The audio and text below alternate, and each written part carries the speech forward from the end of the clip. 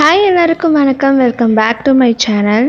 இந்த வீடியோவில் என்னோடய 4th மந்த் அண்ட் 5th மந்தோட ப்ரெக்னன்சி ஜேர்னி எப்படி போச்சு அண்ட் ரெசிடெண்ட் இன் சென்னை அப்படிங்கிறதுனால என்னென்ன ப்ராப்ளம்ஸ் எல்லாம் நான் ஃபேஸ் பண்ணேன் அண்ட் எங்களோட தலை பொங்கல் எப்படி போச்சு இதெல்லாம் தான் இந்த வீடியோவில் பார்க்க போகிறோம். இப்போ வாங்க வீடியோக்குள்ளே போகலாம். டிசம்பர் லாஸ்ட்டாக தான் எனக்கு லீவ் கிடச்சிது. After Christmas and new year எங்கள் ஊரில் நான் ஸ்பெண்ட் பண்ணுற மாதிரி பிளான் பண்ணி எங்கள் ஊருக்கு போயிருந்தேன். அப்போ தான் என்னோடய 4th மந்த்தும் ஸ்டார்ட் ஆகி ஒரு கொஞ்ச நாள் ஆகியிருந்துச்சு. அந்த டைமில் மார்கழி மாதம் அப்படிங்கிறதுனால ஊர் ஃபுல்லாக திருவிழா வைபோகமாக இருந்துச்சு. கோயிலில் பரதநாட்டிய கலைஞர்கள்லாம் டான்ஸ் ஆடினாங்க. அதுக்கப்புறம் கோயில் ஃபங்க்ஷன் சொல்லவே தேவையில்ல, அமோகமாக நடந்துருந்துச்சு. அந்த 1 வீக்கோட எண்டிங்கில் ஊர் விட்டு இப்போ போகணுமா அப்படிங்கிற அளவுக்கு ஊரில் அவ்வளோ ஃபெஸ்டிவல் நடந்துட்டு இருந்துச்சு. ஆனால் ரிட்டன் நாங்கள் சென்னை தான் ஆகணும். சென்னை இங்கே புக் ஃபேர் போட்டிருந்தாங்க. அதுக்கு எப்பயுமே வருஷம் நானும் என் ஹஸ்பண்டும் ஃப்ரெண்டாக இருக்கிறதுலேருந்தே போயிட்டு வந்துட்டு தான் இருந்தோம். இந்த வருஷம் என்னால் ப்ரெக்னன்சியில் நடக்க முடியாது, கால் வலி எடுக்கும் அப்படின்னு சொல்லிட்டு என் ஹஸ்பண்ட் மட்டும் போயிருந்தார். போயிட்டு எந்த வருஷமும் இல்லாமல் இந்த வருஷம் நிறைய புக்ஸ் வாங்கிட்டு வந்திருந்தார். ஒரு 5000 ருபீஸ்க்கு புக்ஸ் மட்டுமே 2 நாள் போய் வாங்கிட்டு வந்திருந்தார். அண்ட் இந்த புக்ஸ்லலாம் நீங்கள் பார்த்தீங்கன்னா அம்பேத்கர், பெரியார் இவங்களோட புக்ஸு அண்ட் தமிழ் கலாச்சாரம் தமிழ்நாடு அரசு வெளியிட்ட புக்கு, அதுக்கப்புறம் முற்போக்குவாதிகளோட புக் தான் இருக்கும். மோஸ்ட்லி அவங்க தான் எங்களோட இன்ஸ்பிரேஷனாக இருந்திருக்காங்க. ஸோ அதனால தான் அவங்க புக்ஸ் நிறையா இருக்கும். அண்ட் மித்திலனுக்காகவும் ஒரே ஒரு புக் எங்கள் ஹஸ்பண்ட் வாங்கிட்டு வந்திருந்தார். அண்ட் இவ்வளோ புக் வாங்குறீங்களே, படிப்பீங்களா அப்படின்னு சொல்லிட்டு எங்கள் வீட்டில் நிறைய பேர் கேட்டாங்க. அண்ட் நீங்களும் நினைக்கலாம், என் ஹஸ்பண்ட் எல்லா புக்குமே அவர் வாங்குறது எல்லாமே அவர் படிக்கிறாரு. நான் தான் ஒரு புக்கோடு நிறுத்தி வச்சுருக்கேன். இது வரைக்கும் நான் ஒரு புக் மட்டும் தான் படிச்சிருக்கேன். அவர் தான் எல்லா புக்குமே படிக்கிறாரு. அண்ட் நிறைய விஷயங்கள் அவர் சொல்கிறது மூலயமா நான் தெரிஞ்சுக்கிறேன். அடுத்து கொஞ்ச நாள்லேயே பொங்கல் வந்துச்சு. நான் ஊருக்கு போயிட்டு சரி பொங்கல் டைமில் நமக்கு ட்ரெயின் டிக்கெட் எதுவுமே கிடைக்காது அப்படின்னு தெரிஞ்சு தான் நியூ இயர் அப்போ கரெக்டாக ஊருக்கு போயிட்டு வந்திருந்தோம். அண்ட் பொங்கலுக்கு நம்ம ட்ரெடிஷ்னலாக ரெடி ஆகலாம் அப்படின்னு சொல்லிட்டு நானும் என் ஹஸ்பண்டும் ட்ரெடிஷ்னலாக நான் சாரீ கட்டியிருந்தேன், அவர் வேஷ்டி கட்டியிருந்தார். அண்ட் இந்த சாரீ மித்திலனோட ஃபஸ்ட்டு மொட்டைக்கு எங்கள் அக்கா மாமியார் வீட்டிலேருந்து எனக்கு எடுத்து கொடுத்த சாரீ தான். அன்னைக்கு அது மட்டும்தான் கட்டியிருந்தேன். அண்ட் ப்ளவுஸும் பார்த்தீங்கன்னா கொஞ்சம் அது மட்டும்தான் எனக்கு பத்துற மாதிரி இருந்துச்சு. மிச்ச ப்ளவுஸ் எல்லாமே கொஞ்சம் ஓரளவுக்கு ஆரி ஒர்க் போட்டிருக்கறனால அதை பிரித்து போடணுமா அப்படிங்கிற மாதிரி இருந்துச்சு. இது கொஞ்சம் மட்டும்தான் பிரித்தேன். அண்ட் இந்த ப்ளவுஸ் நல்லாவே பத்துனதுனால அன்னைக்கு அந்த சாரீ போட்டிருந்தேன். வீட்டில் படையல் எல்லாமே முடிச்சுட்டு ஈவினிங்க்கு மேலே நாங்கள் வடபழனி முருகன் கோயிலுக்கு தான் போயிருந்தோம். பயங்கர கூட்டமாக தான் இருந்துச்சு. நாங்கள் சாமி பார்க்க முடியல தான். பட் ஆனால் நாங்கள் பிரகாரத்தை சுற்றிட்டு கொஞ்ச நேரம் உட்காந்து டைம் ஸ்பெண்ட் பண்ணிவிட்டு வந்துட்டோம். ஓகே, இதுக்கப்புறம் வர வீடியோ கிளிப்ஸ் எல்லாமே ட்ரெடிஷ்னல் ட்ரெஸ் பண்ணதுனால நானும் என் ஹஸ்பண்டும் சில ஃபோட்டோஷூட்ஸ் எல்லாம் ட்ரை பண்ணோம். அதோட வீடியோஸ் தான் இப்போ இந்த வீடியோஸ் கூடவே நான் என்னோடய ப்ரெக்னென்சியில் என்ன ஸ்ட்ரகிள்ஸ் இந்த 4th month and 5th month and first 3 மந்த்ஸ்லேயே நான் ஒரு சில விஷயங்கள் போன வீடியோவில் மிஸ் பண்ணியிருந்தேன். அதெல்லாம் நான் கண்டினியூ பண்ணுறேன், அப்படியே கதை கேளுங்க. ஆஃப்டர் ப்ரெக்னென்சி கன்ஃபர்மேஷனுக்கு அப்புறம் நீங்கள் ஹார்ட் பீட் ஸ்கேனு அதெல்லாம் பார்த்து முடிச்சதுக்கப்புறம் கண்டிப்பாக உங்கள் ஏரியாவோட நர்ஸை காண்டாக்ட் பண்ணணும். இல்லை உங்கள் ஏரியாவில் இருக்க அந்த சுகாதார நிலையத்துக்கு போய் உங்கள் நர்ஸ் யாருன்னு ஃபஸ்ட்டு தெரிஞ்சுக்கிட்டு அவங்கக்கிட்ட காண்டாக்ட் பண்ணணும். இல்லை நேரில் போய் பார்த்து நெக்ஸ்ட் ஸ்டெப் என்னன்னு சொல்லி கேட்கணும். அவங்க ஆர்சி ஐடி அப்படின்னு சொல்லி ஒன்று தரணும். அந்த ஆர்சி ஐடி இருந்தால் தான் கவர்மெண்ட்லேயும் ஆர் ப்ரைவேட் எதுனாலும் அந்த ஆர்சி ஐடி இருந்தால் தான் நமக்கு பிரசவமே பார்ப்பாங்க. இந்த ப்ரைவேட் போனப்போ எங்களுக்கு ஒரு 17,000க்கு பிளட் டெஸ்ட் எழுதி கொடுத்துருந்தாங்கன்னு சொன்னோம் இல்லையா, அப்போ தான் எங்களுக்கு இந்த கவர்மெண்ட்டில் ரிஜிஸ்டர் பண்ணணும் அப்படிங்கிற விஷயமும் தெரிய வந்துச்சு. அதுவும் எங்கள் அக்கா மூலயமா தான் எங்களுக்கு தெரியும். ஸோ அதனால் நாங்கள் எங்களோட நர்ஸு தேடி போயிட்டு அந்த சுகாதார நிலையத்தில் என்னென்ன பரிசோதனை ரத்த பரிசோதனை எடுக்கணும் அப்படின்னு சொல்லி கேட்டுட்டு அவங்க எல்லாமேலாம் எழுதி தர மாட்டாங்க கண்டிப்பாக. ஸோ ஏதோ ஒன்று மிஸ் பண்ணிவிடுவாங்க. ஸோ அவங்கக்கிட்ட இருந்தாலும் புஷ் பண்ணி நம்ம என்னென்ன பண்ணணும் அப்படின்னு சொல்லி கேட்டுட்டு கவர்மெண்ட் ஹாஸ்பிட்டல் போய் அந்த பிளட் டெஸ்ட் எல்லாமே நம்ம எடுக்கணும் ப்ராப்பராக. அப்போ தான் நம்மளுக்கு பிளட்டில் ஹீமோக்ளோபின் எவ்வளோ இருக்குது, குளுக்கோஸ் எவ்வளோ இருக்குது, இந்த மாதிரியான விஷயங்கள்லாம் நமக்கு தெரிய வரும். ஸோ பேசிக் பிளட் டெஸ்ட் நீங்கள் ஒன்ஸ் ப்ரெக்னன்சி கன்ஃபார்ம் பண்ணி 2 to 2.5 மந்த்ஸில் இதை கண்டிப்பாக பண்ணியே ஆகணும். அப்போ தான் நமக்கு சிம்டம்ஸ் நிறைய ஸ்டார்ட் ஆகும். ஸோ அந்த டைமில் நீங்கள் கவர்மெண்ட் ஹாஸ்பிட்டலில் பிளட் பார்க்க போகிறீங்க அப்படின்னா, பிளட் டெஸ்ட் வந்து எடுக்க போகிறீங்க அப்படின்னா என்னென்னலாம் ஃபேஸ் பண்ணுவீங்க நான் போன வீடியோலேயே சொல்லியிருந்தேன். அதை வந்து பார்த்துக்கணும். ப்ளஸ் வந்து நீங்கள் RCID ரிஜிஸ்டர் பண்ண போகும்போதே உங்கள் நர்ஸ் வந்து நீங்கள் ஒர்க்கிங்கா இல்லை நான் ஒர்க்கிங்கான்னு கேட்பாங்க. ப்ரெக்னென்ட் லேடியை வந்து கண்டிப்பாக கேட்பாங்க. இப்போ வந்து ஒர்க்கிங் அப்படின்னு சொல்லும்போது எனக்கு வந்து இன்கம் சர்டிஃபிகேட் கேட்டிருந்தாங்கன்னு நான் போன வீடியோவில் சொல்லியிருந்தேன். அண்ட் ஆல்சோ நான் ஒர்க்கிங் அப்படின்னா நலவாரிய அட்டை வந்து கேட்டிருந்தாங்க. ஸோ இது ரெண்டுமே தாசில்தார் ஆஃபீஸ் போனால் மட்டும்தான் கிடைக்குங்கிற பட்சத்தில் என்னால் என்னோடய சொந்த ஊருக்கு போய் தாசில்தார் ஆஃபீஸில் வந்து அப்பாயின்மெண்ட் பண்ணி என்னால் வாங்க முடியாத கட்டாயத்தில் நான் இருந்ததுனால என்னால் அதை பண்ண முடியல. ஸோ அந்த RCID மட்டும் கொடுங்க, எனக்கு வேறு எந்த ஒரு அந்த முத்துலக்ஷ்மி ரெட்டி திட்டத்தில் எனக்கு வேறு எதுவுமே வேண்டாம் அப்படின்னு நான் வந்து சொல்லிட்டேன் அவங்கக்கிட்ட. பிகாஸ் என்னால் ஒர்க்கும் பண்ணிவிட்டு ட்ராவலும் பண்ணிவிட்டு எல்லாம் பண்ண முடியலங்க அப்படின்னு சொல்லியிருந்தேன். இதுதான் நான் சொன்ன அந்த அலைச்சல்னு நான் சொல்லியிருந்தேன் இல்லையா என்னோடய ப்ரெக்னென்சியில், அந்த அலைச்சலே இதுதான். ஸோ இப்போ RCID மட்டும் போதும்னு சொன்னதுனால எனக்கு அந்த திட்டத்தில் வர 18,000 ரூபாய் அதுவும் வராது. ப்ளஸ் வந்து எனக்கு அந்த திட்டத்தில் கொடுக்க போகிற அந்த ப்ரெக்னன்சி கிட் அதுவும் வராது அப்படின்னு சொல்லியிருந்தாங்க. ஓகே, அதனால எனக்கு பிரச்சனை இல்லைன்னு நான் விட்டுட்டேன். பிகாஸ் எங்கள் அக்காவுமே அந்த திட்டத்தில் போட்டு அவளுக்கு 18,000 ரூபாய் வர்றதுக்கு பதிலாக 4,000 ரூபாய் மட்டும்தான் வந்துச்சு அப்படின்னு சொல்லியிருந்தா. ஓகே, நம்ம வருமா வராதானே தெரியாமல் எதுக்கு இவ்வளோ அலையணும் அப்படின்னு சொல்லிட்டு நான் வந்து எனக்கு எதுவும் வேணாம் அப்படின்னு சொல்லிட்டு முடிவு பண்ணிட்டேன். ஸோ இந்த மாதிரிலாம் தான் நான் வந்து கவர்மெண்ட் ஹாஸ்பிட்டலில் வந்து சில விஷயங்கள் ஃபேஸ் பண்ணேன். அதெலாம் தான் எனக்கு அலைச்சலாகவே இருந்துச்சு. நான் லாஸ்ட் வீடியோவில் சொல்லியிருப்பேன், நான் ஊருக்கு போனப்போ நான் டெலிவரி பண்ணுற ஹாஸ்பிட்டலுக்கும் ஒருக்கா செக்கப் போயிருந்தேன்னு சொல்லிட்டு.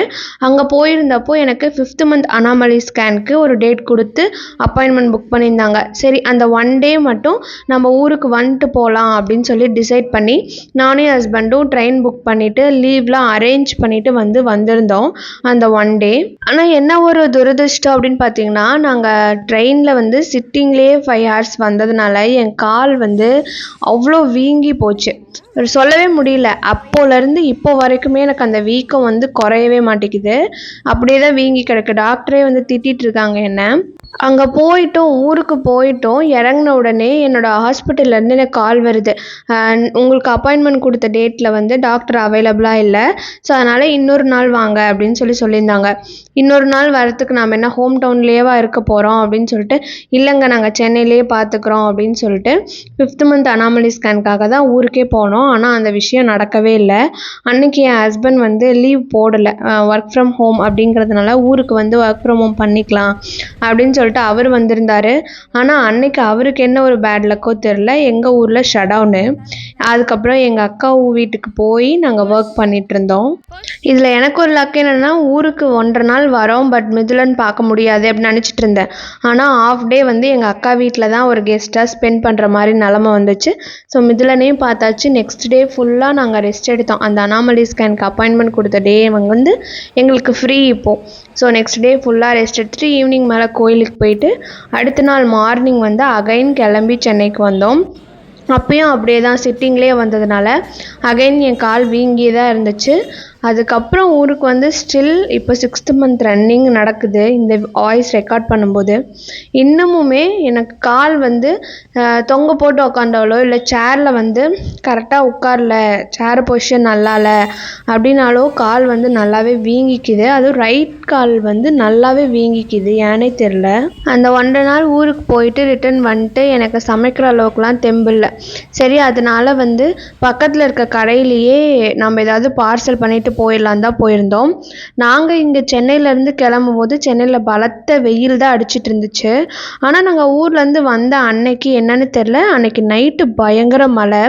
நாங்கள் காலையில் வந்து ட்ரெயின் ஏறி மத்தியானம் சென்னைக்கு வந்துட்டோம். நாங்கள் வந்து வீட்டுக்கு ரீச் ஆகிறதுக்கு ஈவினிங் ஆகிடுச்சு. ஸோ ஈவினிங் நாங்கள் 4 மணிக்கு வீட்டுக்கு வந்து ரீச் ஆகிறோம் அப்படின்னா 6:30 மணிலேருந்து விடிய மழை பெஞ்சுதான் அன்னைக்கு. நல்லவேளை நம்ம நைட் ட்ராவல் பண்ணலை அப்படின்னு சொல்லி நாங்கள் நினச்சிக்கிட்டோம். பிகாஸ் நைட் ட்ராவல் பண்ணியிருந்தா அந்த மலையில் கண்டிப்பாக எனக்கு கோல்டு பிடிச்சிருக்கும். அந்த ஹாஸ்பிட்டல்லேருந்து எனக்கு 1 day ப்ரியராகவே எனக்கு சொல்லியிருந்தாங்க அப்படின்னா நான் ட்ரெயின் டிக்கெட் அழகாக கேன்சல் பண்ணிட்டு அந்த 1.5 நாள் ஊருக்கே போகாமல் இங்கே இருந்திருப்போம். பட் அந்த 1.5 நாள் எங்களை வச்சு செஞ்சுதுன்னு தான் சொல்லணும். நெக்ஸ்ட் டே மண்டே எனக்கும் ஒர்க் ஸ்டார்ட் ஆகிடுச்சு. காலையில் 7:30லேருந்து ஈவினிங் 5 மணி வரைக்கும் என்னோடய ஷிஃப்ட்டு டைமிங்கு. இனிமேல் 5 மணிக்கு மேலே ப்ராப்பராக வாக்கிங் போயிடணும், அதுக்கப்புறம் கொஞ்சம் எக்ஸசைஸ் பண்ணணும், ரொட்டீனை வந்து ரெகுலர் பண்ணணும் அப்படின்னு சொல்லி நினச்சிட்டு இருக்கும்போது தான் திடீர்னு ஆஃபீஸ்லேருந்து கால் பண்ணி நீங்கள் ஆஃபீஸ் வர ஆரம்பிக்கலிங்களா அப்படின்னு சொல்லி கேட்டாங்க. பிகாஸ் லாஸ்ட் ஒரு 2 மந்த்ஸாகவே நான் ஒர்க் ஃப்ரம் ஹோம் தான் பண்ணிகிட்டு இருந்தேன். ஸோ டக்குன்னு அவங்க வந்து ஹைப்ரிட் மோட் தான், ஆஃபீஸ் வரீங்களான்னு கேட்கவும் எனக்கு ஓகே நான் வரேன் அப்படின்னு சொல்லிட்டேன். ஆஃபீஸ் போக ஆரம்பித்த ரீல்ஸ் வந்து நீங்கள் ஆல்ரெடி பார்த்துருப்பீங்க. பட் ஆனால் ரொம்ப கஷ்டமாக இருக்குது. ஏன்னா ஆஃபீஸ் போயிட்டு காலையில் நான் 5:30க்கு எந்திரிச்சு குக் பண்ணிவிட்டேன்.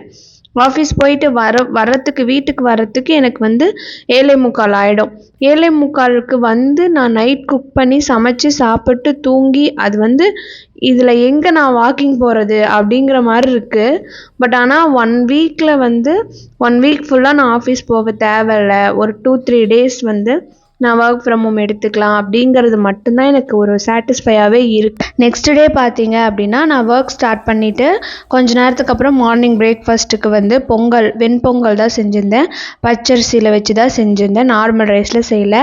அப்புறம் ஈவினிங்க்கு மேலே வந்து பருப்பு சாம்பார் செஞ்சுட்டு எனக்கு வந்து குதிரைவாலி ரைஸ் வந்து செஞ்சேன். ஆனால் என் ஹஸ்பண்ட்க்கு வந்து நார்மல் ரைஸ் குக் பண்ணி வச்சுட்டேன். நார்மல் ரைஸ் சாப்பிட்டா எனக்கு நிறைய குவான்டிட்டி சாப்பிட்ட மாதிரி ஒரு ஃபீல், பாடியே வெயிட்டாக இருக்க மாதிரி ஒரு ஃபீல் வந்துடும். ஆனால் குதிரைவாலியில் நான் சாப்பிட்டேன்னா எக்ஸ்டர்னலாக இருக்கிற பொரியல்லாம் நான் நிறையாவே சாப்பிடுவேன். ப்ளஸ் குதிரைவாலி ரைஸ் சாப்பிடும்போதும் எனக்கு வந்து பாடி வெயிட்டாகவும் ஹெவியாகவும் ஃபீல் ஆகலை. அதனால் நான் வந்து ஊரில் இருக்கும்போது இதை ஃபாலோ பண்ணேன், குதிரைவாலி ரைஸ் மட்டும்தான் சாப்பிட்டுட்டு இருந்தேன். பட் இங்கே வந்து நான் பொங்கல் இந்த மாதிரி ஏதோ ஒரு ஐட்டம் வேறு வழி இல்லை, அது சாப்பிட்டு தான் ஆகணும். பட் மத்தியானம் மீல்க்கு வந்து நான் குதிரைவாலி ரைஸ் இந்த மாதிரி தான் எடுத்துகிட்ருக்கேன். பட் நடுவில் நான் வந்து கொஞ்சம் சேஞ்ச் பண்ணிட்டேன். ஒரு ஃபங்க்ஷனுக்கு போயிட்டு வந்ததுனால நார்மல் ரைஸ் கொஞ்சம் வாயில் ஒட்டிக்கிச்சு அந்த டேஸ்ட்டு. அப்போ நார்மல் ரைஸ் சாப்பிட ஆரம்பித்தேன். அப்போ வந்து எனக்கு வெயிட் எப்படி ஏறிச்சுனே தெரில, கடன்னு ஒரு 4 கிலோ நான் ஏறிட்டேன். இல்லை அந்த வெயிட் மிஷின் தப்பாக காட்டுச்சா இல்லை நிஜமாலுமே நான் 4 கிலோ ஏறி இருக்கேனாங்கிறத நான் இனிமேல் தான் கன்ஃபார்ம் பண்ணணும். பிகாஸ் எனக்கு அந்த வெயிட்டு 69 அப்படின்னு பார்த்தோன்னே எனக்கு கஷ்டமாயிடுச்சு. ஏன்னா நான் வந்து 3rd மந்தில் 65 என்னமோ இருந்தேன், 4th மந்தில் 64 பாயிண்ட்டுக்கு அதை கொண்டுட்டு வந்திருந்தேன். குதிரைவாலி கரெக்டாக சாப்பிட்டு அண்ட் வந்து சில என்னோடய நியூட்ரிஷன்லாம் கரெக்டாக எடுத்து நான் கரெக்டாக வெயிட்டை வந்து குறைச்சி வச்சுருந்தேன். ஆனால் வந்து இந்த நார்மல் ரைஸ் நான் வந்து ஒரு 1 வீக் தான் சாப்பிட்ருப்பேன். அதுக்கே வந்து எனக்கு 4 கிலோ எப்படி ஏறிச்சுன்னே தெரில. ஒருவேளை அதனால தான் எனக்கு கால் வீக்கம் வந்துச்சா இல்லை ட்ராவல்னால நம்ம வேறு ஏதாவது சாப்பிட்டோமா அப்படிங்கிறதும் எனக்கு தெரில. ஆனால் வந்து நான் இன்னும் வரைக்கும் என் ப்ரெக்னென்சியில் வந்து சர்க்கரை போடாமல் கொஞ்சமாக டீ குடிச்சிட்டு தான் இருக்கேன். அது வந்து இதுக்கு பிரச்சனையா என்ன பிரச்சனைன்னு எனக்கு தெரில. பட் இன்னொரு தடவை வெயிட் செக் பண்ணிட்டு நெக்ஸ்ட்டு ரீல்ஸ்லேயோ இல்லை நெக்ஸ்ட்டு வீடியோலேயோ நான் எவ்வளோ வெயிட் இருக்கேன் அப்படின்னு சொல்லிட்டு கண்டிப்பாக சொல்கிறேன்.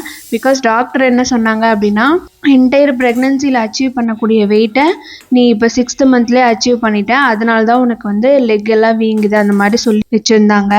ஆஃப்டர் இந்த லஞ்சு பிரேக்ஃபாஸ்ட் ப்ரிப்பரேஷனுக்கு அப்புறம் நாங்கள் வந்து ஒரு ஃபங்க்ஷன் அட்டன் பண்ண வேண்டி இருந்துச்சு. அதுக்காக நான் ஆல்ரெடி ஆஃபீஸில் பெர்மிஷன் கேட்டு வச்சுருந்தேன். அதில் எங்கள் ஆஃபீஸில் இருக்க கொலிக்கு தான் ஒருத்தருக்கு கல்யாணம். ஸோ அதனால் அதை கண்டிப்பாக தவிர்க்க முடியாது இல்லையா. அதுல்லாமல் இந்த ப்ரெக்னென்சியில் நான் எங்கேயுமே பெருசாக வெளியே போகல, ஒர்க் ஃப்ரம் ஹோமில் இருந்துக்கிட்டு. ஸோ எனக்கு ஒரு ரெஃப்ரெஷ்மெண்ட் வேணும் அப்படின்னு சொல்லிட்டு இந்த ஃபங்க்ஷன் கண்டிப்பாக அட்டன் பண்ணலாம் அப்படின்னு சொல்லிட்டு நானே ஹஸ்பண்டும் என் ஹஸ்பண்டுக்குமே அன்றைக்கி லீவ் அப்படிங்கிறதுனால நான் கண்டிப்பாக போகணும் அப்படின்னு சொல்லிட்டு முடிவு பண்ணிட்டேன். நான் வந்து நல்லாவே காலையில் சாப்பிட்டுட்டு தான் ஃபங்க்ஷன் வந்து அட்டன் பண்ண போயிருந்தோம். பட் ஆனால் வந்து ஃபங்க்ஷனில் போயிட்டு அங்கேயும் எனக்கு பசிச்சுது, நான் அங்கேயும் சாப்பிட்டேன்.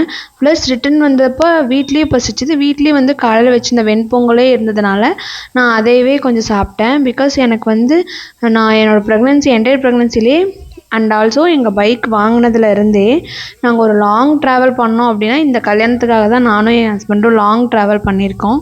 போகிறது ஒரு 30 கிலோமீட்டர், வரது ஒரு 30 கிலோமீட்டர் அப்படின்னு சொல்லிட்டு. அண்ட் ஆல்சோ ரொம்ப நாள் கழித்து என்னோடய ஆஃபீஸ் மேட்ச் எல்லாத்தையும் மீட் பண்ணதில் எனக்கு ரொம்ப ஹாப்பியாக இருந்துச்சு. இதுக்கப்புறம் நான் ஆஃபீஸும் போக போகிறேன் அடுத்த வாரத்துலேருந்து அப்படிங்கிறதுனால இது வந்து அவங்களுக்கும் என்னை வந்து ஃப்ரீ டைமில் நல்லா பார்த்த மாதிரி நிறைய விஷயங்கள் நாங்கள் பேசின மாதிரி இருந்துச்சு. எப்பயுமே இந்த பருப்பு குழம்பு வந்து நான் மொத்தமாக எல்லாத்தையுமே குக்கரில் வச்சு வேக வச்சு கடைசியாக தாளித்து மட்டும் ஊற்றுவேன். ஆனால் அன்னைக்கு தான் வந்து ஃபஸ்ட் டைம் எல்லாத்தையும் குக்கரில் போடாமல் வெறும் பருப்பு பூண்டு இது மட்டும் குக்கரில் போட்டுட்டு தனியாக எல்லாத்தையும் செப்பரேட்டாக தாளிச்சிட்டு அதுக்கப்புறம் பருப்பு கொட்டி அகைன் வந்து தாளித்து ஊற்றினேன். ஸோ இது ஒரு மாதிரி நல்லா தான் இருந்துச்சு. நான் ஏன் அந்த மாதிரி மொத்தமாக குக்கரில் வச்சுருவேன் அப்படின்னா டைம் சேவிங்காக தான். பட் வந்து அதோட டேஸ்ட் வந்து வேறு மாதிரி இருக்கும், டிஃபன் சாம்பார் மாதிரி இருக்கும். இது வந்து ஒரு மாதிரி நான் மத்தியானம் லஞ்சுக்குன்னு வச்சது ப்ளஸ் காலையில் வந்து வெண்பொங்கலுக்கும் அது சைட் டிஷ்ஷாக வேணும், கொஞ்சம் காரசாரமாக வேணுங்கிறதுனால நான் இப்படி வச்சுருந்தேன். இதுவும் எனக்கு வந்து ரொம்பவே பிடிச்சிருந்துச்சி. அண்ட் ஆல்சோ வெண்பொங்கல் கொலன்னு இப்படி யாருக்கு சாப்பிட பிடிக்கும்னு சொல்லிட்டு சொல்லுங்கள். எனக்கு இந்த மாதிரி கன்சிஸ்டன்சியில் நல்லா சூடாக சாப்பிட்டா எனக்கு ரொம்பவே பிடிக்கும். எல்லா வேலையும் முடிச்சுட்டு சாப்பிட்டுட்டு நாங்கள் வந்து ஃபங்க்ஷனும் கிளம்பிட்டோம். என் ஹஸ்பண்ட் வந்து கூகுள் மேப்பில் தான் ரூட் பார்த்துட்டு இருந்தார். ஸோ ரூட் பார்க்கும்போது கொஞ்சம் தப்பாக போயிட்டோம் அப்படிங்கிறனால வழியில் நிறுத்தி பார்த்துட்டு இருந்தார். இதுக்கப்புறம் நீங்கள் பார்க்க போகிற கிளிப்ஸ் எல்லாமே ஃபங்க்ஷனில் எடுத்த கிளிப்ஸ் அண்ட் நாங்கள் ட்ராவல் பண்ணும்போது எடுத்த கிளிப்ஸ் அப்படி தான் இருக்க போகுது. ஸோ பார்த்து என்ஜாய் பண்ணுங்கள். இந்த வீடியோ உங்களுக்கு பிடிச்சிருந்தா கண்டிப்பாக வந்து லைக் ஷேர் கமெண்ட் பண்ணுங்கள் அண்ட் மறக்காமல் நம்ம சேனலுக்கும் சப்ஸ்கிரைப் பண்ணுங்கள். அண்ட் ஆல்சோ உங்களுக்கும் ப்ரெக்னென்சியில் என்ன நடந்துச்சு அப்படின்னு சொல்லிட்டு எனக்கும் கமெண்ட் பண்ணுங்கள், நானும் தெரிஞ்சுக்கிறேன். அண்ட் ஆல்சோ இந்த 5th month to 6th month இந்த இடைப்பட்ட இதில் வந்து என்ன அகைன் பிளட் டெஸ்ட், அந்த ஃபர்ஸ்ட் மந்தில் எடுத்த குளுக்கோஸ் டெஸ்ட், ஹீமோக்ளோபின் இதெல்லாமே எடுக்க சொல்லியிருக்காங்க. ப்ளஸ் இசிஜி எக்கோ இதெல்லாம் எடுக்க சொல்லியிருக்காங்க. இதெல்லாம் எப்படி இருந்துச்சு, இந்த எக்ஸ்பீரியன்ஸ் எப்படி இருந்துச்சு அப்படிங்கிறதெல்லாம் நான் நெக்ஸ்ட் வீடியோவில் உங்களுக்கு ஷேர் பண்ணுறேன். இது வரைக்கும் இந்த வீடியோவை ஃபுல்லாக பார்த்துருந்தீங்க அப்படின்னா ரொம்பவே நன்றி. Keep supporting.